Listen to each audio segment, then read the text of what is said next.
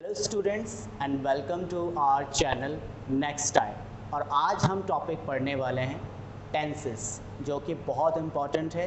ये टॉपिक आपकी पूरी इंग्लिश का बेस होता है, यानी ये टॉपिक ना केवल एसएससी के सारे ही एग्ज़ाम में आता है बल्कि बैंक के सभी एग्ज़ाम में ही पूछा जाता है। तो इस टॉपिक का नाम है क्या? टेंसेस। तो आज इसके हम बेसिक्स को पढ़ेंगे कि टेंसेस एक्चुअली है क्या, यहाँ से क्या क्या एरर्स पूछी जाती हैं और कहाँ कहाँ टेंसेस का इस्तेमाल पूरे एग्ज़ाम के पॉइंट ऑफ व्यू से किया जाता है। तो चलिए आज शुरुआत कर देते हैं अपने एक बहुत ही इम्पॉर्टेंट टॉपिक से, जिसका नाम है टेंसेस। तो हम यहाँ शुरुआत कर देते हैं टेंसेस। देखिए, बेसिकली जो टेंसेस माने जाते हैं वो 3 टाइप्स के माने जाते हैं, लेकिन हम आज थोड़ा सा एलैबोरेट करेंगे और जानेंगे कि टेंसेस 3 भाग में नहीं बल्कि 5 भागों में बांटे जाते हैं। इसका मैं आपको समझाने की कोशिश करूंगा। देखिए, पहला भाग जो होता है वो होता है आपका प्रेजेंट। आप सभी को पता है कि प्रेजेंट टेंस आपने बहुत अच्छे से पढ़ा होगा। फिर आपने पढ़ा होगा पास्ट। अब इसके बाद जो अमूमन लोग पढ़ाते हैं वो होता है फ्यूचर, और होता भी है, लेकिन सिर्फ फ्यूचर होता है, ये बात गलत होगी। इसके साथ हम पढ़ेंगे परफेक्ट, और मैं यहाँ पे परफेक्ट क्यों लिख रहा हूँ इसके भी पीछे रीजंस हैं जो आपको थोड़ी देर में पता लग जाएंगे।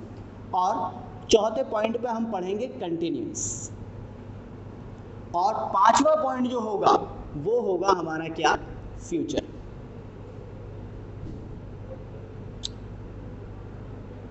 अब मैंने ऐसा 5 भागों में क्यों बांटा?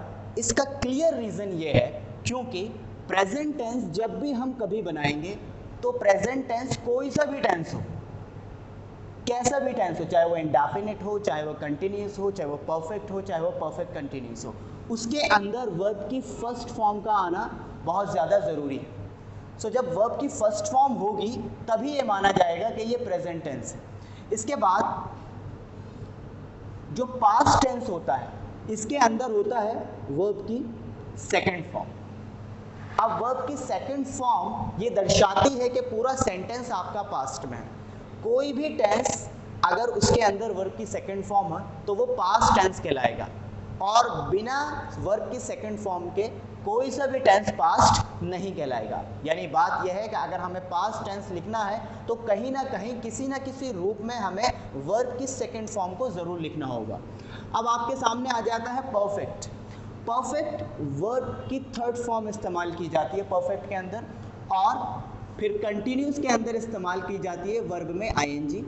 अब बात करते हैं फ्यूचर की। अब देखिए, वर्ब की first form, second form, third form verb में आएंगी, लेकिन जब हम फ्यूचर की बात करते हैं तो यहाँ कोई स्पेशली वर्ब इस्तेमाल नहीं की जाती, और इसीलिए कहा जाता है कि टेंसेस के अंदर फ्यूचर कोई बेसिक टेंस नहीं है बल्कि प्रेजेंट की ही एक मॉडिफिकेशन है, और इसमें इस्तेमाल करते हैं हम क्या?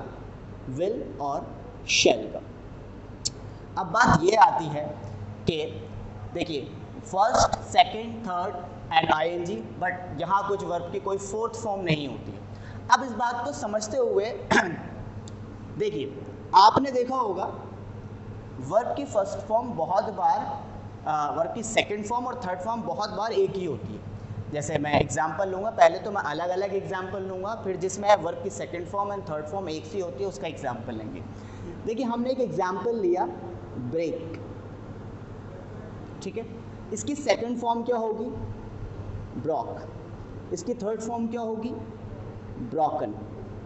अब इससे खुद ही पता लग रहा है कि वर्ब की फर्स्ट फॉर्म ये है, सेकंड फॉर्म ये है, थर्ड फॉर्म ये है। यहाँ कोई कन्फ्यूजन नहीं है, लेकिन कन्फ्यूजन वहाँ आती है जहाँ पर वर्ब की सेकंड फॉर्म और वर्ब की थर्ड फॉर्म सेम हो जाती हैं। फॉर एग्जाम्पल, मैंने एक एग्जाम्पल लिया टेल।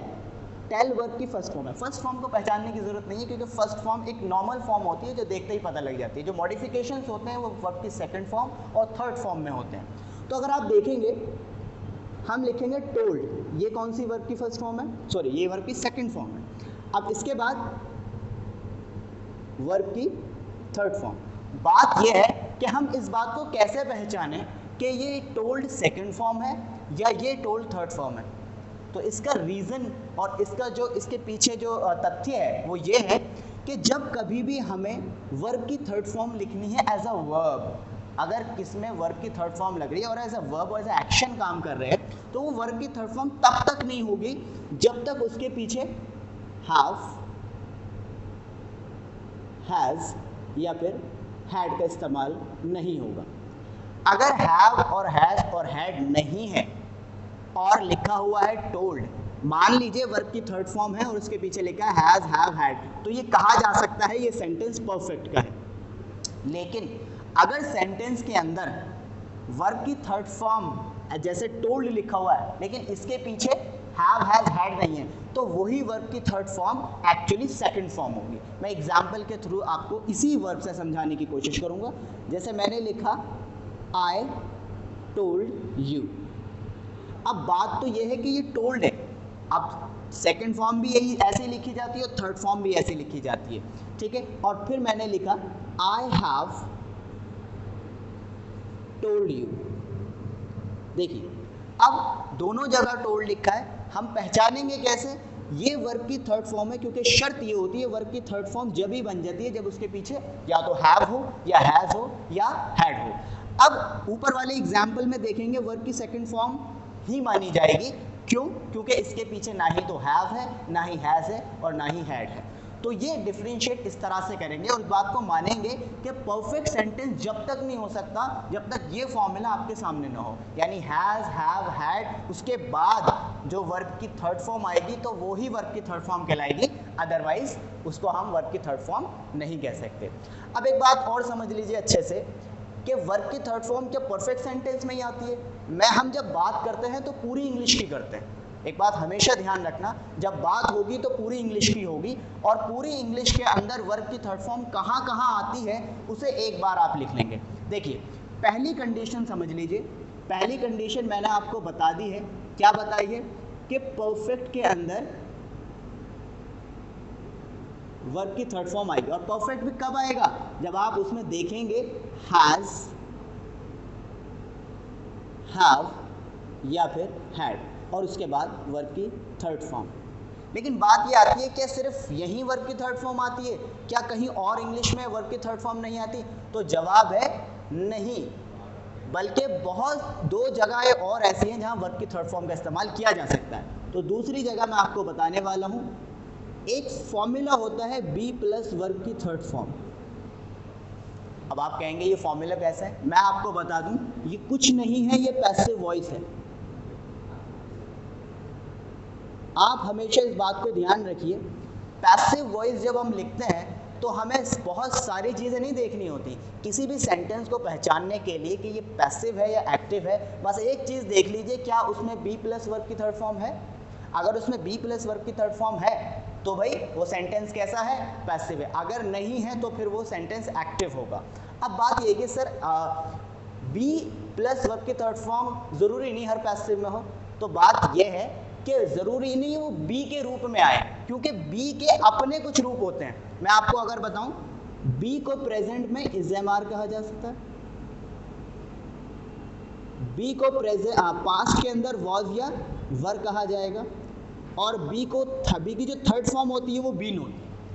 अब इज़ेमार, वॉज, वर या बीन के बाद अगर वर्ब की थर्ड फॉर्म आती है तो ये 100% क्या कहलाएगा? पैसिव वॉइस कहलाएगा, 100%। तो ये दूसरी जगह है जहां वर्ब की थर्ड फॉर्म का हम इस्तेमाल कर सकते हैं। पहली जगह हम परफेक्ट सेंटेंस बनाने के लिए वर्ब की थर्ड फॉर्म का इस्तेमाल करेंगे, दूसरी जगह वर्ब की थर्ड फॉर्म हम पैसिव वॉइस के अंदर कर सकते हैं, और एक जगह और रह गई है, वो है आपका एडजेक्टिव बनाने में।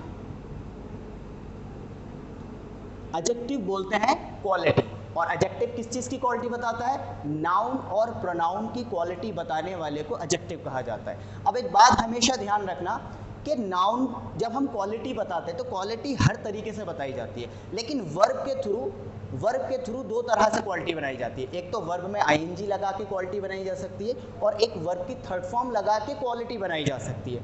अब वर्ब में आईएनजी लगा के क्वालिटी बनाई जाती है वो हम कंटिन्यूस में पढ़ेंगे, लेकिन फिलहाल हम क्योंकि बात कर रहे हैं वर्ब की थर्ड फॉर्म का, तो वर्ब की थर्ड फॉर्म से जो एडजेक्टिव बनती है, यानी बात यह है कि वर्ब की थर्ड फॉर्म से भी एडजेक्टिव बन जाती है। मैं एग्जांपल ले लेता हूं, जैसे मैंने लिखा ये ब्रोकन, ठीक है। अब मैं एग्जांपल लेता हूं यहां पे,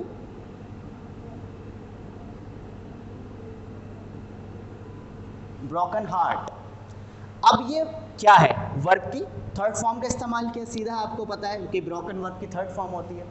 अब ये एक्चुअली वर्ब का काम नहीं कर रही है, यहाँ पे कोई एक्शन नहीं हो रहा, बल्कि क्वालिटी बताई जा रही है। किस चीज की क्वालिटी बताई जा रही है?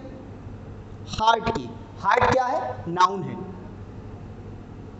तो हमें पता है, अच्छे से पता है कि नाउन और प्रोनाउन की क्वालिटी बताने वाले को क्या कहा जाएगा? एडजेक्टिव कहा जाएगा। तो ये वर्ब की थर्ड फॉर्म यहाँ पर एडजेक्टिव का रूप का काम कर रही है। तो हमने ये जान लिया कि वर्ब की थर्ड फॉर्म परफेक्ट सेंटेंस में यूज हो सकती है, वर्ब की थर्ड फॉर्म आपका पैसिव बनाने में यूज हो सकती है, वर्ब की थर्ड फॉर्म आपका एडजेक्टिव बनाने के लिए इस्तेमाल की जा सकती है। ठीक है, तो इस तरह से हम परफेक्ट सेंटेंस को पहचानेंगे। अब अगर हम बात करेंगे कंटिन्यूस की, ठीक है, तो इस कंटिन्यूस की हम बात करेंगे अपने अगले लेक्चर में। तब तक के लिए आप इसे अच्छे से समझिए, इसके ऊपर सवाल कीजिए। तब तक के लिए thank you so much for watching our video.